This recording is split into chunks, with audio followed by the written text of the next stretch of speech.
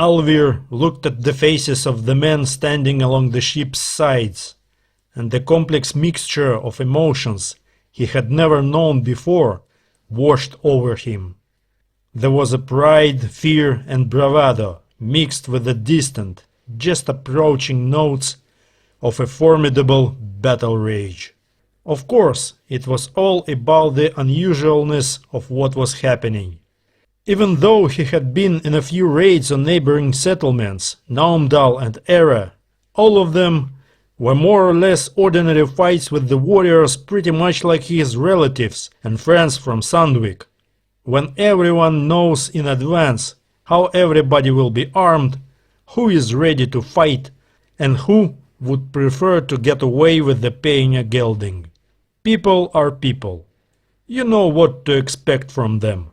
And if the fight turns out to be fierce against expectations, well, all the more glory. But when you go on a campaign to fight the great serpent Jormungand, it is no longer up to the usual thoughts and expectations. The main thing you must remember, Alvir, his father told him yesterday. This is the day for which for which all of us live. All are equal before Jormungand, and any quarrels we may have are nothing compared to what is to come.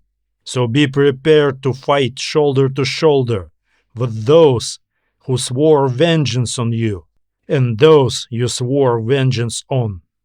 Do you understand? Alvir nodded silently. Other chieftains and noble bonds, followed by many men, liked to rant about the will of the gods and Malhalla, and how the only fate worthy of a man was a seat at the All-Father's table. But his father usually preferred to stick to simple, down-to-earth talk that even the most shallow and peaceful workers, who might never have the chance to take up arms, could understand. And though Alvir was not of ordinary folk, but rather the son of a great Jarl, and the nephew of one of the wisest of Sandvik's lawgivers, Gudrod the Silent, he knew that thanks to his father, Jarl Sigvald, even the lowest of farmers or water carriers would take up arms and fight to the last breath for his chief, if the need arose. And so it was. It was time for another battle with the Jormungand. All the warriors had already loaded onto the ship, and the helmsmen, having retired to a special room on the bow, began their magic to ensure a safe passage to where the ladang of the four fylks was to fight the serpent. As a child, Alvir dreamed of becoming a helmsman, but he had not been accepted. He did not possess the proper talent for sorcery. Now he was glad of that, for helmsmen never got off ships, and with very few exceptions, they did not take part in fights, for they were too few, and without them, no one would be able to bring the ship home. The shield at Alvir's feet, painted black and red, the colors of Jarl Sigvald, swayed, catching the scabbard of his sword. Alvir felt the deck shift, and then the tremors gradually accelerated into an almost indistinguishable shudder. The Red Eagle, Sigvald's ship, departed. Alvir knew that two other ships had left for Jormungand simultaneously, the Swan of Jarl Asmund of Naumdal and the Arrow of Jarl Hjalmar of Uppsala. Rogaland's Jarl Haki had not repaired his bull by the deadline, so his warriors were distributed among all three ships, and Jarl himself joined Asmund, who had the largest ship. 3 ships and nearly 200 men against the greatest monster Midgard had ever seen. Of course, Ragnarok had not yet come, but nobody can cheat his fate. If it demanded that the World Serpent be fought sooner, then so be it. Alvir knew that the chiefs chose the date to go to Jormungand for a reason. Only once every few dozen years, the World Serpent was in a place where ships could get quickly. Still, the magic required for this was so powerful that those of the helmsmen who were weaker in spirit often went mad or ended their lives altogether. Even though they did not die with the weapons in their hands, as befitted true warriors, they were buried with all due honors, not sparing sacrifices and property, so that they would not appear before the guards of Valhalla empty-handed. Alvir made himself as comfortable on the bench as the stiff armor allowed, leaned against the ship's side, and prepared to wait. Today, the helmsman had predicted that the journey would take only half a day, and what was a half a day to a patient, experienced warrior? When the ram-equipped prow of the Red Eagle gouged the side of the Jormungand, and the warriors ran down the gangway into the belly of the beast, Alvir did not rush to the front of the line. He was still young, and among the leading men were those who had taken part in the last campaign 36 years ago. No amount of training and raids could replace the actual experience of fighting trolls, zwerg, and other servants of the World Serpent. As for glory, it was a long and dangerous journey to their goal, and there was enough glory for everybody. With large runic swords, not good in close combat because of their size, but perfectly suitable for cutting through the flesh of Jormungand, the foremost warriors cut through the partitions of the outer chamber, then widened the opening, and the Vikings, slamming their helmets shut, poured into the opened cave. 3 of them, skillful in sorcery, though less sophisticated than the helmsmen who remained on the ship, determined the direction using their talismans.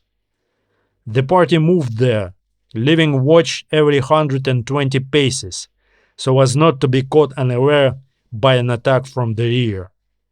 The first trolls attacked them after about 1,000 paces. The hideous humanoid creatures did not move very fast, but felt no pain and had considerable strength. To stop a troll, it was necessary to literally chop it to pieces. The Vikings had no trouble with the first 2, but then they were attacked by 6 at once from different directions, and the group began to suffer losses. A huge troll, nearly a man and a half tall, crashed into the Viking formation and smashed through the shield wall like a giant boulder rolling down a steep slope.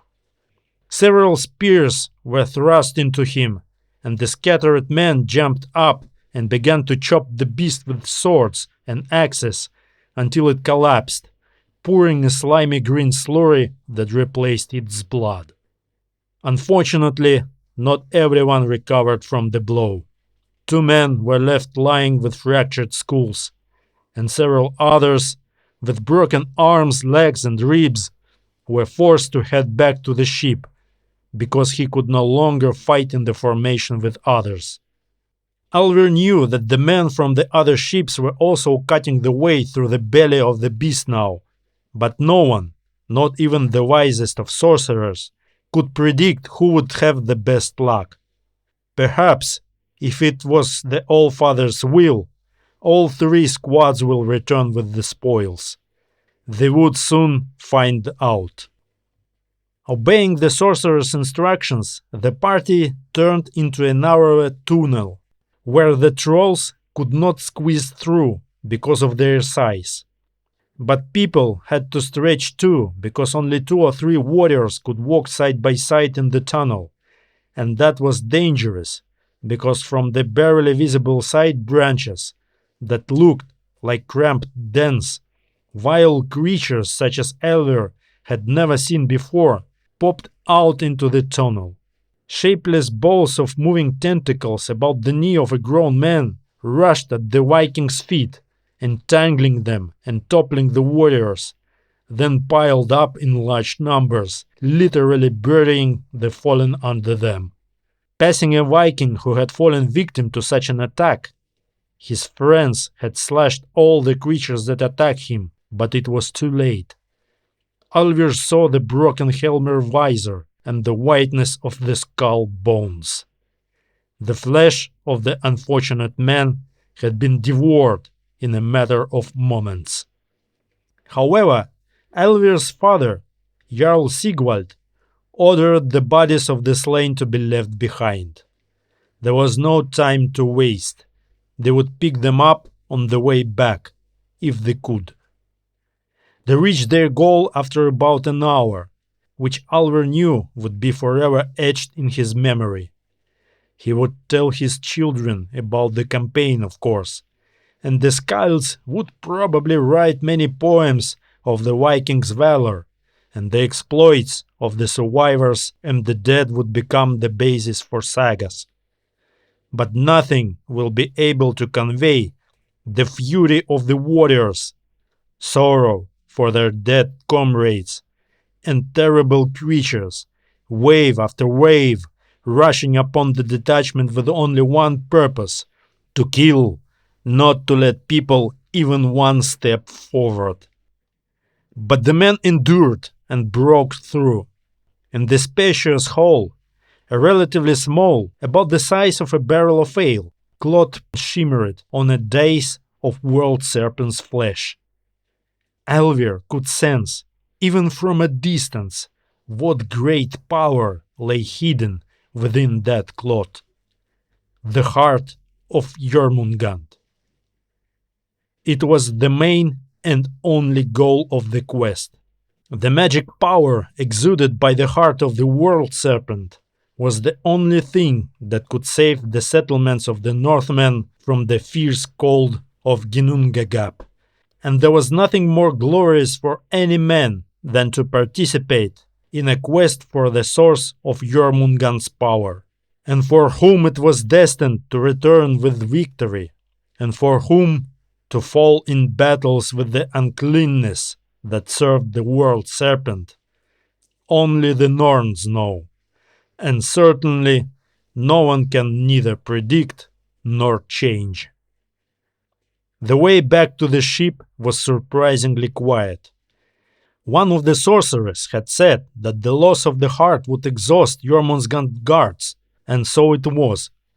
The trolls tried to attack only a few times, but their movements were sluggish and slow, and they were cut down without much difficulty or loss.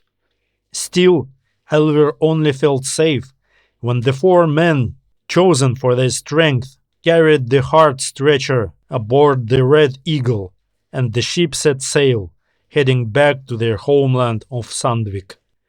Not all the families of the Northmen will meet their kin returned from the campaign. It does not matter, for those who died have gained great glory and seats at the All-Father's table, and each of the Fylke will remember this as they prepare to one day set out on a new quest for the heart of the serpent. Look, Rajesh, I get it. A major accident on a biorbital almost ready for sale is a big deal. But was it really worth it to come all the way out there and then waste a lot of energy on a hyperlink?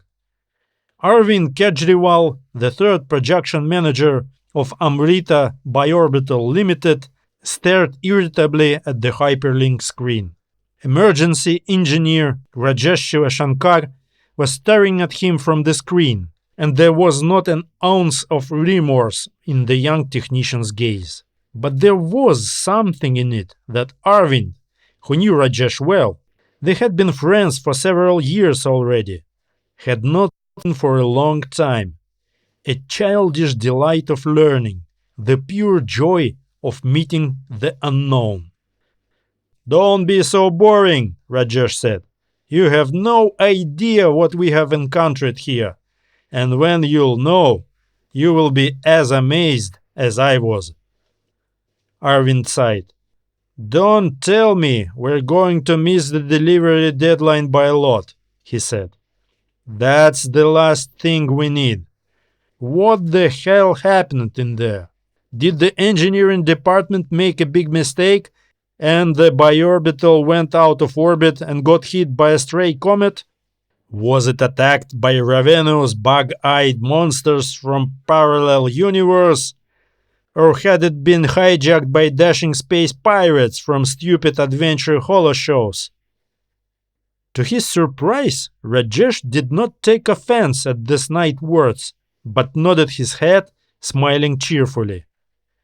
"You have no idea how close to the truth you came with your last guess," he said, winking. "We're not going to miss the deadline, by my calculations. The biorbital has almost healed the damage. Maybe a week at most. That's within the terms of the standard contract." Arvind scratched his forehead in puzzlement. "Then why are you making such a fuss?" he asked. "You could have submitted a standard report. Telemetry would have been enough for that. Definitely not an expensive flight with hyperlink sessions. Or did you just want to drive around the system on the company's dime? Well, I must warn you that the financial department is probably—" Arvind stopped talking. Suddenly, the meaning of Rajesh's strange remark came to him. "Wait a minute. What are you talking about? What do you mean, I am close to the truth?" Rajesh was smiling on the screen. "The neural network of 3 sectors of the biorbital was damaged in the incident," he said. "But I managed to revive a few of the mnemonic clusters. Of course, there are almost no optical sensors inside the biorbital. And why would there be? And all information from the outer ones has been surprisingly erased. But the second quadrant sub-brain, clever boy, hastily adapted a few service drones to transmit optical data. So they were able to film the attackers before they cut the drones down." Arvind opened his mouth, then closed it again. "What do you mean, cut them down?" he asked after a long, stunned pause. "What attackers? Are you stoned out of your mind or something?" "I knew you would not believe me. That's why I called you on the hyperlink," Rajesh said. "I wouldn't have believed it myself, so here's the tape." His dark face disappeared from the screen, and after a brief pause, filled with flicker of background noise, another one suddenly appeared instead. Arvind was staring through the transparent visor of an old spacesuit. An antique, 300 years old, no less, Arvind, an avid collector, noted to himself. He saw the light blue eyes burning with the adrenaline storm of the battle on a white-skinned, freckled face framed by a thick red beard. On the sides of the helmet's visor was a chain of strange marks drawn in red paint, consisting of vertical and diagonal lines. Runes, memory suggested, digging into the remnants of school knowledge on history. In his left hand, the warrior held a large round shield made of some light alloy. The shield was divided in 4 red-blue sectors, with a chain of black runes along the edge and a small semicircular bulge in the middle of the shield, slightly larger than a fist.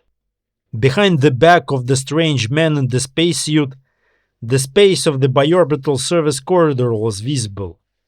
The reddish luminescent lighting made it clear that this was the power unit of the second quadrant. While Arvind was trying to figure out where the intruders could have come from, the man in the antique spacesuit raised his right hand, holding a sword, Arvind realized, because the next moment the glittering blade fell directly on the screen, so that the manager involuntarily recoiled. The image went out. A second later, a satisfied Rajesh appeared on the screen again. They had come in 3 ships. Ancient prospector iron coffins, clumsy, slow, and as reliable as sledgehammer. The biorbital's antimaterite system didn't work, of course. Plus, it somehow suppressed almost all external tracking systems. They rammed the second quadrant near the power unit and landed a boarding party. Arvind sat in silence, trying to digest what he had just seen and heard, thinking that against the background of such events, the insane cost of hyperlinks didn't matter much. Do you have any idea where they came from and what they were after? He finally asked Rajesh, who had patiently waited for the conversation to continue. Of course, Rajesh said. I think they are descendants of some miners from dispersion, maybe even earlier, from the old Earth, when there were still plenty of people living there. Probably been sitting somewhere on Callisto or in the belt ever since. No one's been out there for hundreds of years. It's a wilderness. So they sort of regressed, all the way back to the Viking era. The first settlers must have come from Scandinavia. Arvind shook his head. He was fond of history, and Rajesh's explanation sounded logical. Except... But Biorbital is not a monastery or a palace of some prince, Arvind said. What could be looted there? Rajesh smiled. I can answer that question with absolute certainty. They dismantled 3 fusion bioreactors and took them away with them. They must have gotten a little cold on the outer satellites over the centuries. So they went to get new stoves. As for how they find out they could get them on Biorbital, and where Biorbital could be found, he spread his hands. Wait a minute. Arvind closed his eyes, remembering. I think I'm beginning to understand. 15 years ago, Ikeda Technologies had some kind of accident in a biorbital sanctuary. Of course, they tried to sweep it all under the rug. You know those Japanese. The main thing is to save face at any cost. But the rumors were so wild that no one believed them anyway. Allegedly, aliens or space pirates robbed or hijacked one of their biorbitals. In fact, everyone thought that the Japanese themselves had spread those rumors to cover up some major screw-up of their own. Rajesh chuckled. I guess it wasn't a rumor at all, he said. And space pirates really do exist. And what a lot of them! Real Vikings, sons of Valhalla, or whatever. He was silent momentarily, then asked more seriously. So, what do you think? What should we do? Arvind did not answer right away, thinking. I'll have to report to the governing board, of course, he said finally, without making too much noise. I don't want to alarm the public, and especially not the customers. But the board won't like the fact that our biorbitals can be gutted by some space Vikings. We'll have to present them with some sort of solution. Can you figure out where they came from? Why bother? Rajesh asked. We can just pull all the biorbitals to orbits closer to the sun, and then the swordsmen wouldn't be able to reach them. Ion ships don't have that much range, and they're probably low on fuel. And then leak it to the patrol and let them handle it. Contact with the dispersion remains is not Amrita's purview. Arvind nodded. I guess that makes sense. We'll just have to come up with the story instead of a raid on a biorbital. We can't give all those admirals in Patrol HQ such a weighty political leverage. He looked at Rajesh.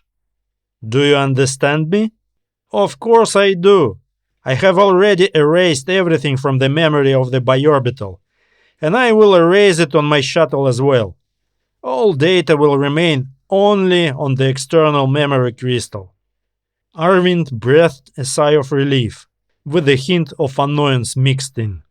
As much as he was sorry to lose a sound engineer, Rajesh had to be promoted. You can't keep good people in low-level positions. It's bad for loyalty. Very well, he said. Get out as soon as you're done with the biorbital. See you back at headquarters. Arvin shook his head once more. Vikings, my goodness.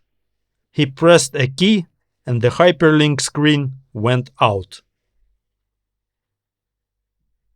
Quintus Furius, second questor to Marcus Fabius, consul of the Republic, could not believe his ears. Forgive me, my lord, he said in an emphatically formal tone. I do not question your concern for the good of the Republic, but this is a direct violation of the Senate decree. Are you sure that— I am sure, the consul interrupted him. The Senate is a bunch of old stubborn cowards. Of course, they're right. The Republic needs new resources and new sources of energy. But if we get them as the Senate dreams, and I have no doubt we will, our expeditionary corps is stronger than ever. The population will start to grow again, as it has before. And what will we do in just a few years? It doesn't matter if you have bread for your citizens, if they have nowhere to live. And be so kind, Quintus, leave that statutory tone, Consul said in a lower voice. I speak to you now as a friend, not Consul. Quintus shuddered. He had been a boy when the homeless riots had swept through the Republic in a bloody tornado, but he remembered the despair and horror of what was happening around him. But this is incredibly risky. Quintus felt that he was already leaning toward the consul, but his sense of duty did not allow him to defy the will of the Senate so easily. If we are defeated, the Republic will be doomed. The consul sighed. If we do not defy the Senate, it will be doomed even more surely. We will not survive a second rebellion, Quintus. He clenched his fist, his eyes glittering. And those old fools in the Senate can see further than their own noses. Quintus gave in. He had known Marcus Fabius for 20 years, since he was a boy, and trusted him unconditionally, like the father whom the consul had replaced for him. And the senators, they will have no choice when the 6th Legion will return with victory. The Republic will have a new province, something it hasn't had in decades. I have already ordered the defectors from the northern barbarians to change the course, the consul said. It's amazing how good their helmsmen are. They will lead us to the target. They have recently raided it themselves. But they had only 3 ships, and we have the entire fleet of the Republic. Quintus nodded and turned to leave. It was time to get the ships into battle formation. The barbarians might have stolen one of the serpent's hearts, but the Republic is not in the business of petty piracy. It needs the whole serpent. Rajesh Shivashankar's last thought before a warrior with large rectangular chromoplastic shield with an eagle crudely painted on it pierced him in the biorbital control room with the power cutter the size and shape of a legendary gladius was, "Holy shit! Do they have Mongols in there too?"